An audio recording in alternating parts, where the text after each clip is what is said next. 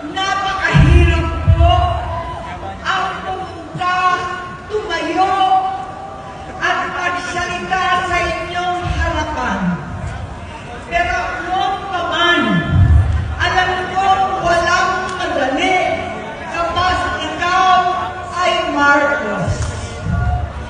Nanginginig ako at ang aking boses, hindi dahil ako'y natatakot sa inyo, kundi dahil nalulungkot po ako.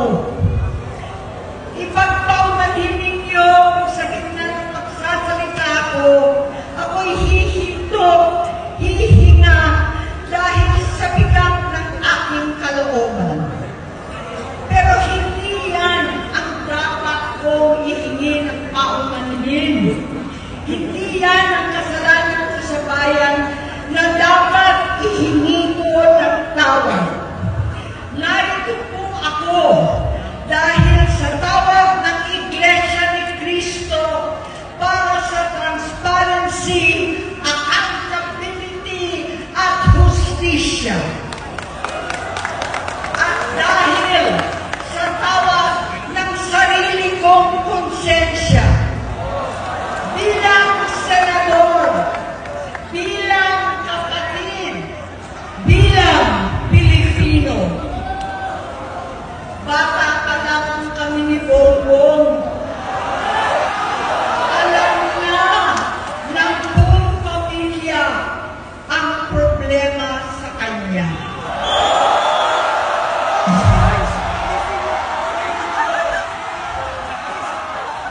Totoo lang, mababasa naman ng lahat ang mga testimonya ng aking ama at tungkol sa kanyang ugali at gawain.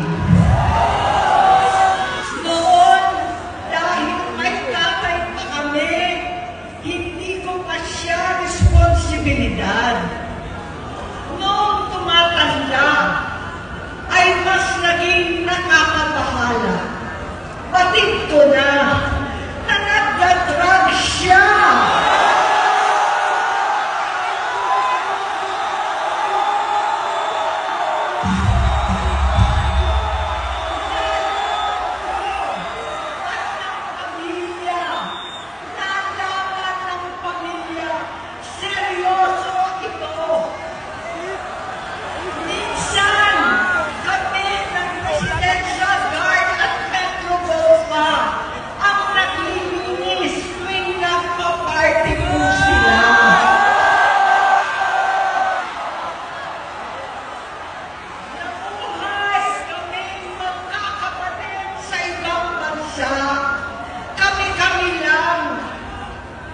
Kinumbinsi ko pa si Bongbong, pakasalan mo na si Lisa. Naisip ko noon, kapag nag-asawa siya, malalagay niya sa tahimik at magkakaroon ng direksyon. Ang laki ng pagkakamali ko. Mas lumala ang kanyang paglulong, magkalulong sa droga.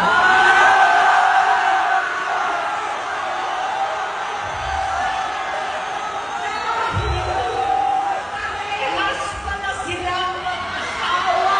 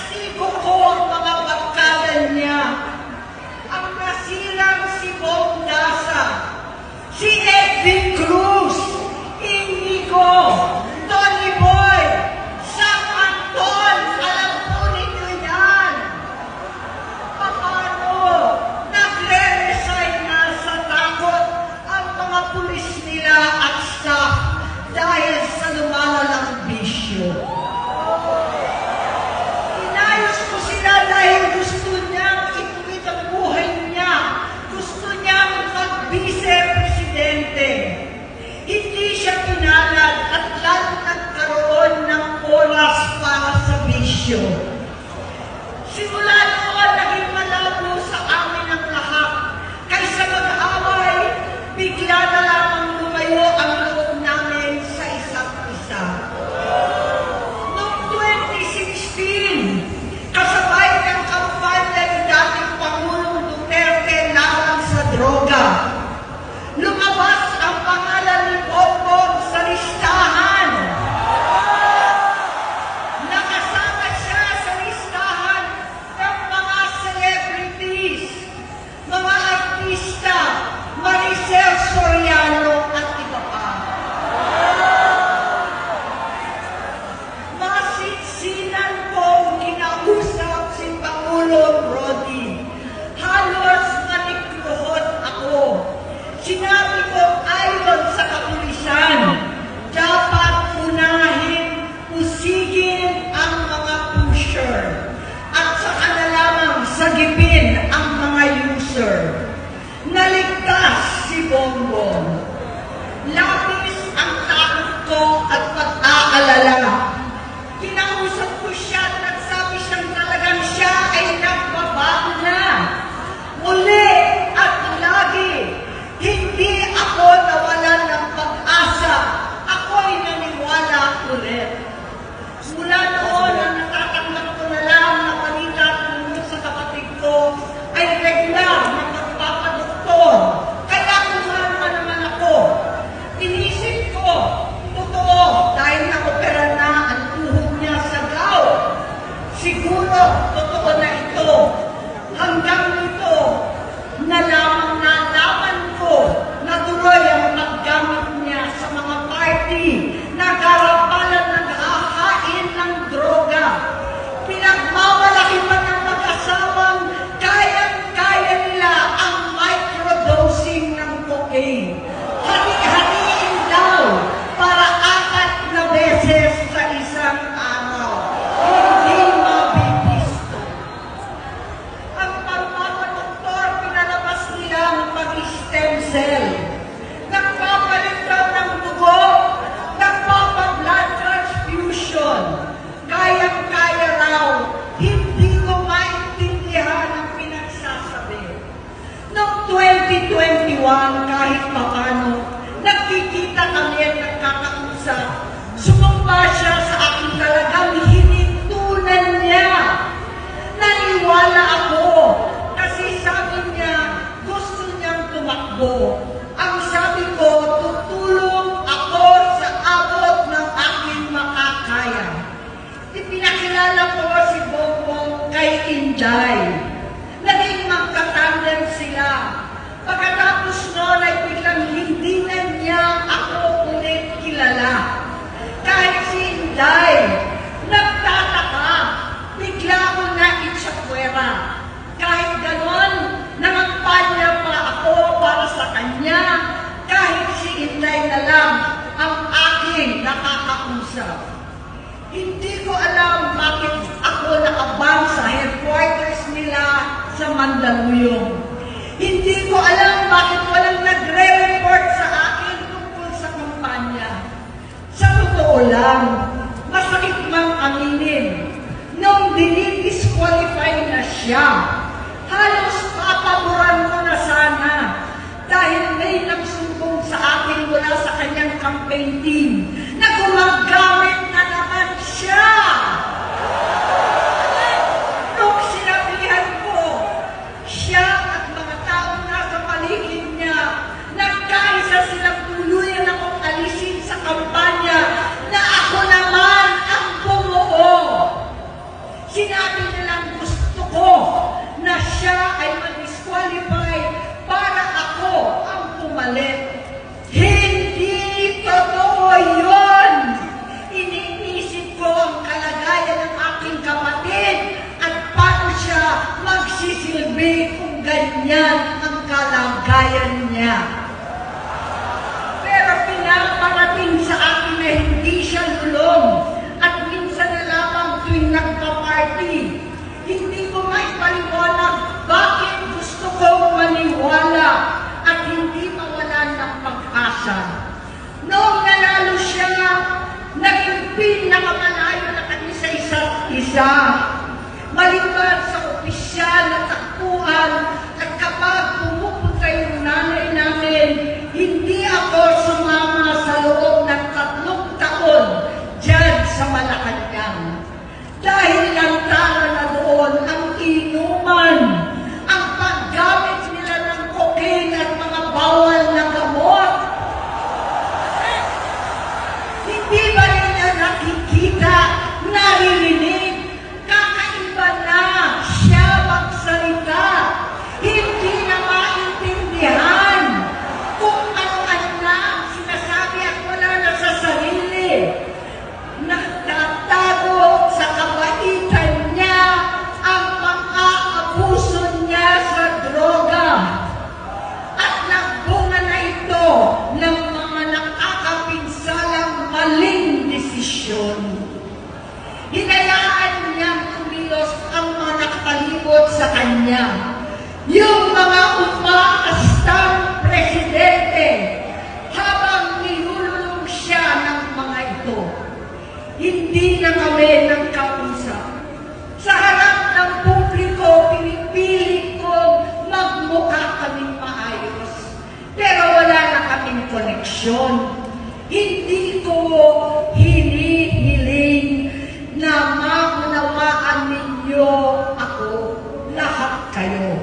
Sa palagay ko, ang makakaunawa lamang sa akin ay ang mga pamilya may pinagdaanan sa adiksyon, sa inom, sa sugal, sa alak, sa bisyo, higit sa lahat, sa droga.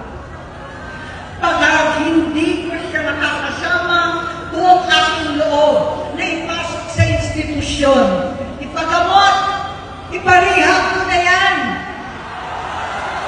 Pero, tuwing maghaharap kami noon, hindi kaya ng aking kalooban na gawin yon. Tuwing magsasabi siya sa akin na magbabago na siya, hindi ko siya kayang tiisin. Hindi ko kayang ipagkait sa kanyang pagkakataon at pagbabakasakali, umaasa ako at laging nananalangin na sana, oo nga, nagbago na siya. Hanggang dumating ang 2024 at 2025, yung bisyo niya na ang dahilan ng pagbaha ng korupsyon, kawalang direksyon, at maling-maling mga desisyon. Walang accountability, wala na ang hustisya. Hindi na niya alam ang nangyayari. Hindi na pinapaalam sa kanya ang mga pangyayari. Sinamantala ng mga ito ang paggamit niya ng droga. Kinamkam na nila ang kaban ng bayan habang ang mga dating tumatawag sa amin ng magnanakaw ay nakakita ng pagkakataon sirain ang lahat. Nagagamit na nila si Bongbong para sirain si Inday.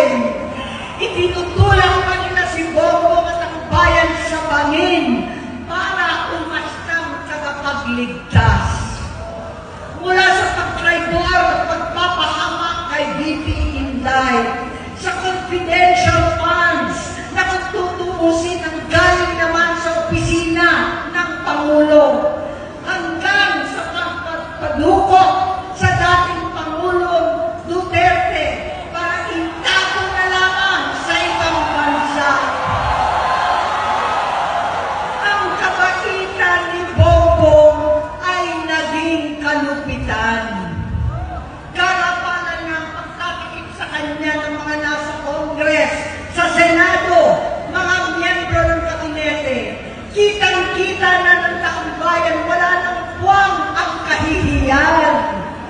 Para bang nauulit ang bangukot ng kasaysayan dinanas namin noon.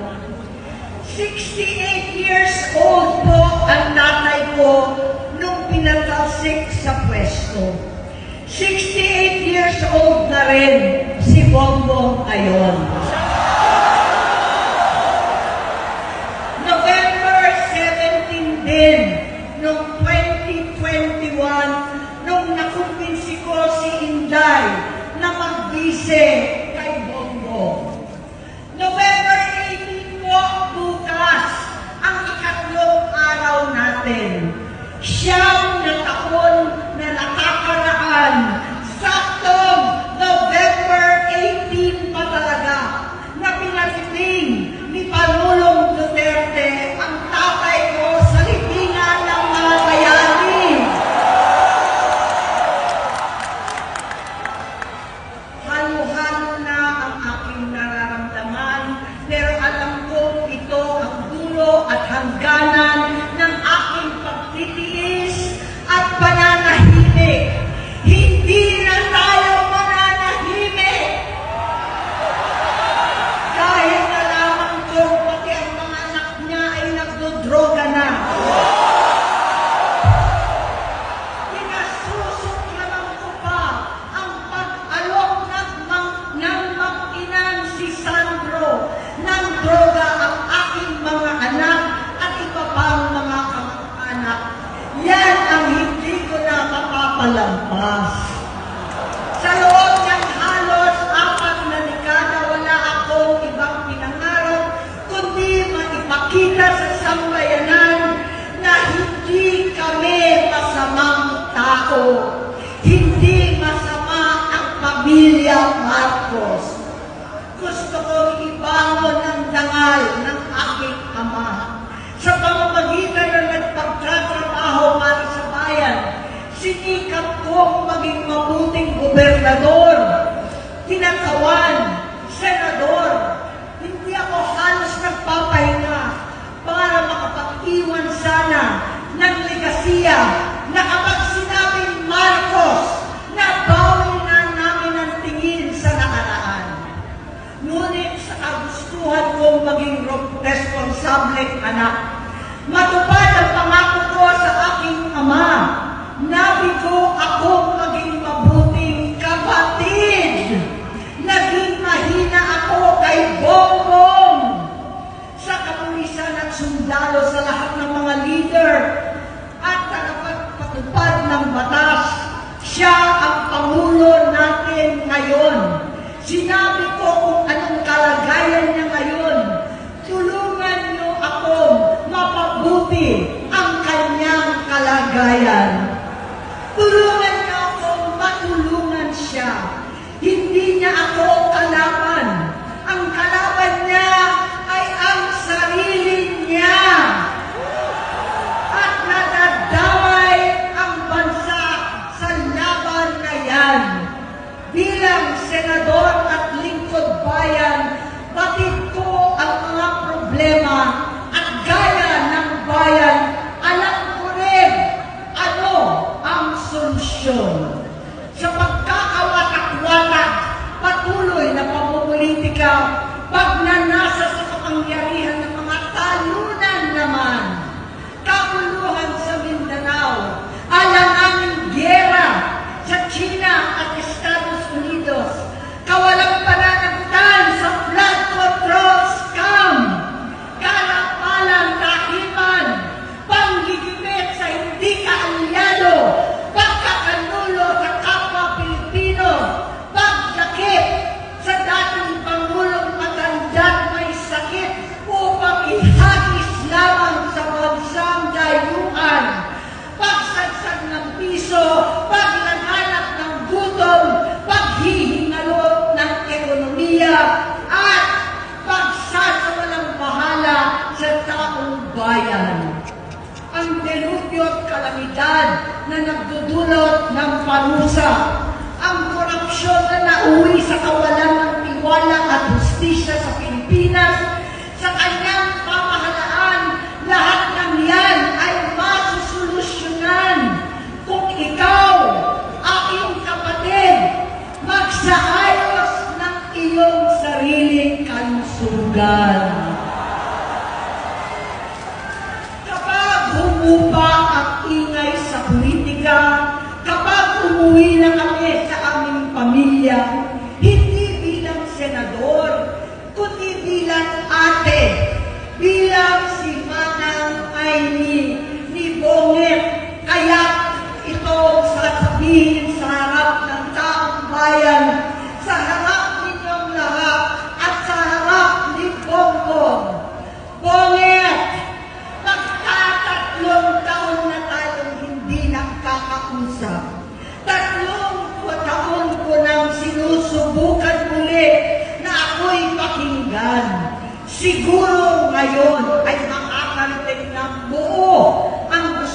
sabihin, walang mababawasan, hindi madadagdagan. Bongbong, nag-aalala sa iyo si Manang. Tuwing nakikita kita sa TV, gusto kitang puntahan. Napakalaki ng pinagbago mo. Itsura, pagsasalita, takbo ng pag-isip. Minsan, napapatanong ako sa sarili ko, ikaw pa ba yan? Si Bongbong ba talaga yung nakikita ko? Pero ako, aling ko, ako pa rin ito. Ako pa rin ang ate mo na tumayong ama't ina sa inyo sa ibang bansa. Ang kasama mo sa sumubok na sanglahin lahat ng sakit para sa iyo. Ang kapatid mo na hindi mo kailangan hingan ng tawad dahil agad ka nang iniintindi at tatanggapin dahil mahal kita. Nasa Bagong Tipan, kay Lucas, Kapitulo 17, versikulo 3 hanggang 4. Kung magkasala ang iyong kapatid, sawayin mo siya. At kung siya'y magsisi, patawarin mo siya.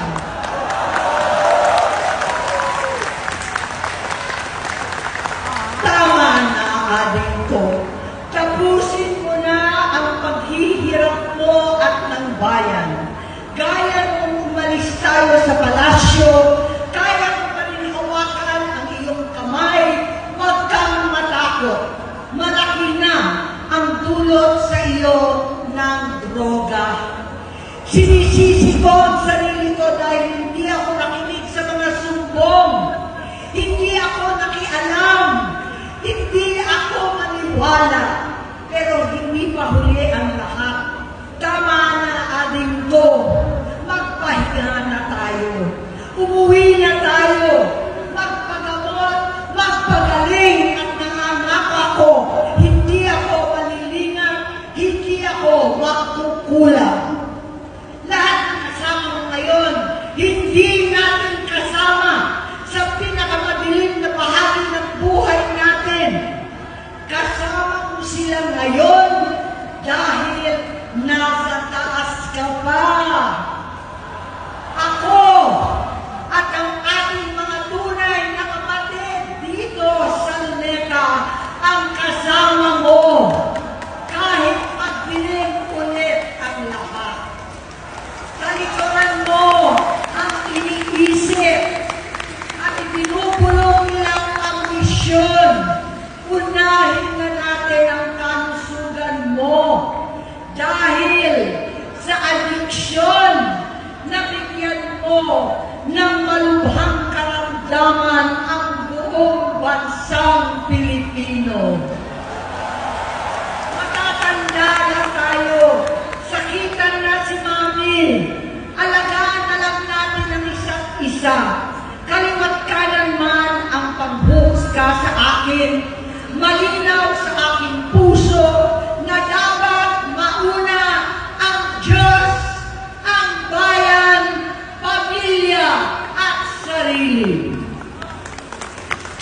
Hanggang sa mga oras na ito, Bonget, gusto ko malaman mo na hindi na sinusukuan.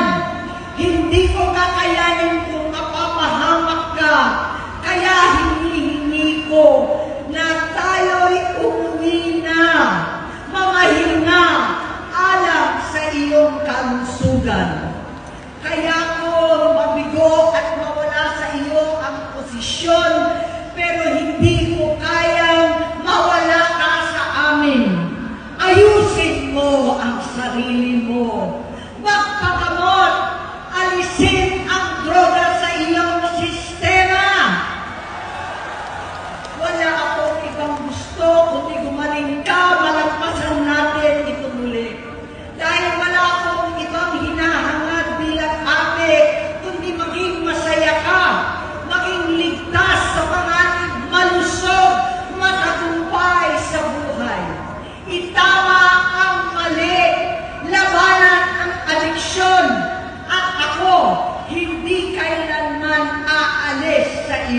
gabi.